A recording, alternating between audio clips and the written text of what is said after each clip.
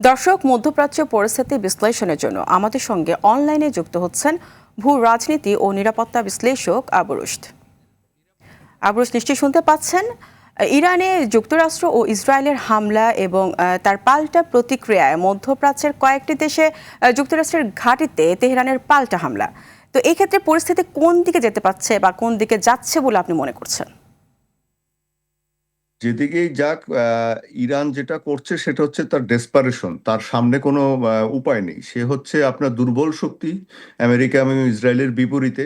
এখন যে সমস্ত জায়গায় মার্কিন যুক্তরাষ্ট্রের ঘাঁটি আছে সেগুলোতে তারা অ্যাটাক করবে, এটা তারা আগেই বলেছে। তবে এটাতে যেটা হতে পারে সেটা হচ্ছে যে সব আরব দেশগুলো, যেমন ইউএই, কুয়েত, কাতার, তারপরে আপনার বাহরাইন, সৌদি আরব, এই দেশগুলো তাদের যে এয়ার স্পেস আগে বলেছিল বা ঘাঁটিগুলো বলেছিল যে এগুলো আক্রমণ করতে, ইরানের বিরুদ্ধে ব্যবহার করতে দিবে না মার্কিন যুক্তরাষ্ট্রকে, এগুলো তারা দিয়ে দিতে পারে তাদের নিজেদের নিরাপত্তা রক্ষার জন্য। তার কারণ তারা ভানারেবল হয়ে যাচ্ছে। হ্যাঁ, এখন ইরানের আরেকটা বড় অসুবিধা হচ্ছে যে মধ্যপ্রাচ্যের কোনো দেশের সাথে ইরানের সম্পর্ক কিন্তু ভালো না।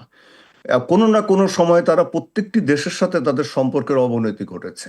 যেমন হুতির মাধ্যমে যে প্রক্সি ওয়ার তৈরি করেছে সেটার মাধ্যমে, সেটা দিয়ে তারা সৌদি আরবের সাথে সম্পর্ক খারাপ হয়েছে। সৌদি আরবের তেল ক্ষেত্রে কয়েকবার ড্রোন অ্যাটাক করেছে তারা। তারপরে এর আগেও তারা ইউইতে মিসাইল আক্রমণ করেছে। তাদের সাথে যে বাহরাইন বলেন বা এই দেশগুলো, এগুলো কোনোটারই সম্পর্ক কিন্তু আরব দেশগুলোর ভালো না। জর্দানেরও সম্পর্কও ভালো না। সুতরাং আরব দেশগুলা ইরানের কখনো মানে সাথে থাকবে বা তাকে সহযোগিতা করবে এমনটা আশা করা যায় না। আর মার্কিন যুক্তরাষ্ট্রের যে সামরিক সক্ষমতা, যে টেকনোলজিক্যাল যে আপার হ্যান্ড, এটাকে যদি ধর্তব্যে নেওয়া যায় তাহলে এমনি আবেগ আশ্রিতভাবে অনেক কিছুই বলা যায়, অনেক কিছু বলতে পারে মানুষ, কিন্তু আসলে মার্কিন যুক্তরাষ্ট্রের মতো একটা শক্তির সাথে লড়া এত সহজ না।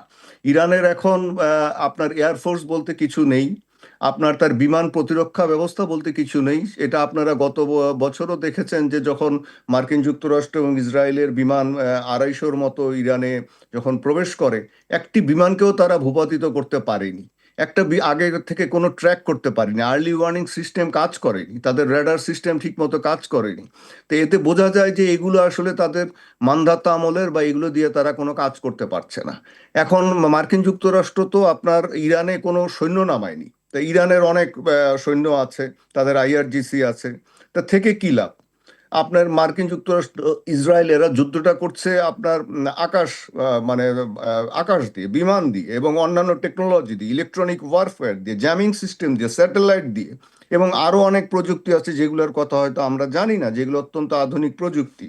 তো সেখানে ইরানের কাছে শুধু থাকছে হচ্ছে মিসাইল এবং ড্রোন, এবং মানে এর মধ্যে ব্যালিস্টিক মিসাইল, ক্রুজ মিসাইল এবং ড্রোন। তো এটা জানা যাচ্ছে যে ব্যালিস্টিক এবং ক্রুজ মিসাইল আছে 2000-এর মতো। তো এখন যে এগুলোকে ভূপাতিত করার জন্য আবার যে অ্যান্টি মিসাইল আপনার যে সিস্টেম থাকে, সেটা থার্ড হোক, আপনার পেট্রিয়ট হোক বা আয়রন ডোম হোক, তো এগুলা আগের বারও দেখা গেছে যে প্রায় 90% আপনার মিসাইল যেগুলো মারা হয়েছিল সেগুলোকে ভূপাতিত করেছে, আগে ইন্টারসেপ্ট করেছে। তো এবারও যেগুলো ছোড়া হচ্ছে ইসরায়েলের দিকে, সেগুলোকে কিন্তু ভূপাতিত করা হচ্ছে, হয়তো 10%, 20%, 15% গিয়ে পড়বে। তো এটার ইম্প্যাক্ট হবে। বাট আলটিমেটলি কি হবে? এর সামনে তো আর কোনো কিছু নেই, এটা শেষ হবে এক সময়। আর আরো একটা জিনিস যেটা ঘটতে পারে সেটা হচ্ছে যে একটা যুদ্ধ হয় সামরিক শক্তি, অর্থনৈতিক শক্তি এবং জনগণের শক্তি, তিনটা বিষয়কে একসাথে থাকতে হয়। আপনারা নিশ্চয়ই জানেন যে ইরানের বর্তমান যে শাসক শ্রেণী আছে তাদের বিরুদ্ধে আপনার ব্যাপক আন্দোলন শুরু হয়েছিল গত ডিসেম্বর মাস থেকে। তো এই ডিসেম্বর, জানুয়ারি এবং এ পর্যন্ত মানবাধিকার সংস্থাগুলোর হিসাব মতে 32,000-এর বেশি আপনার আন্দোলনকারী নিহত হয়েছে আইআরজিসি এবং তাদের বিভিন্ন বাহিনীর হাতে। তা যে সরকার তার নিজের দেশের জনগণেরকে এভাবে হত্যা করে, এবং এর আগেও এরকম ইরানে কন্টিনিউয়াস আন্দোলন হয়েছে। যেমন একজন মাসা আমিনি নামে একজন মেয়েকে মাথায় আপনার হিজাব ঠিক মতো দেয়নি বলে তাকে মেরে ফেলা হয়েছে, সেজন্য আন্দোলন হয়েছে।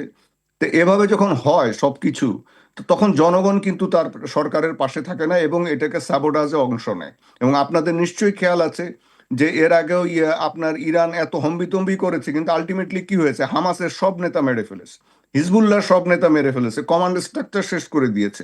তাদের মেইন নেতা হামাসের তাকে তেহরানে এসে মেরেছে, ইরানের সশস্ত্র বাহিনী প্রধানকে মেরেছে, গোয়েন্দা প্রধানকে মেরেছে। আপনার এই যে এইটা কোনো দেশে কি সম্ভব আপনি বলেন, যে একটা দেশের মধ্যে গিয়ে সেনাপ্রধানকে মেরে দিয়ে আসতেছে, তারপরে আবার যাকে সেনাপ্রধান বানিয়েছে তাকেও মেরে দিয়ে এসছে।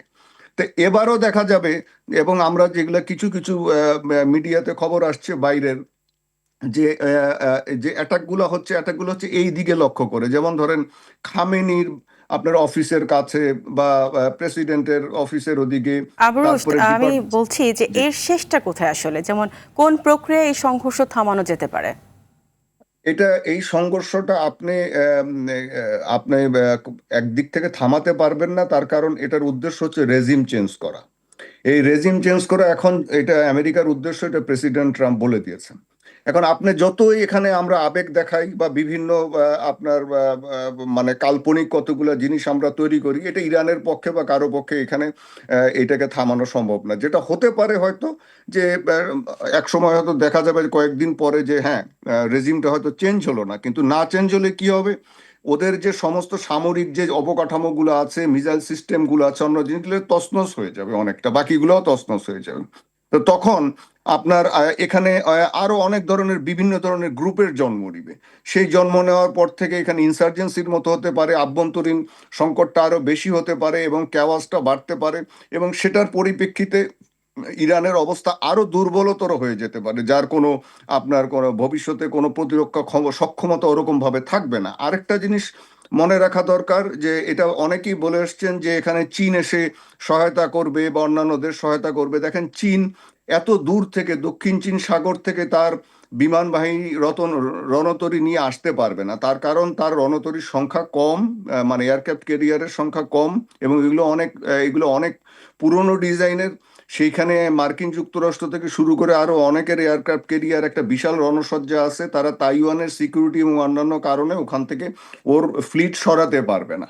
এখানে একটা দুটা জাহাজ পর্যবেক্ষণের জন্য আনা মানে সেটা এমন কোনো ব্যাপার না। সুতরাং আপনার চীন সেভাবে সহায়তায় আসতে পারবে না এবং আসবেও না। আপনি যদি ভেনেজুয়েলার দিকে দেখেন, সেখানেও চীন কিছু করতে পারেনি। আর রাশিয়ার পক্ষ সেটা সম্ভব না, রাশিয়া অনেক দুর্বল হয়ে গেছে।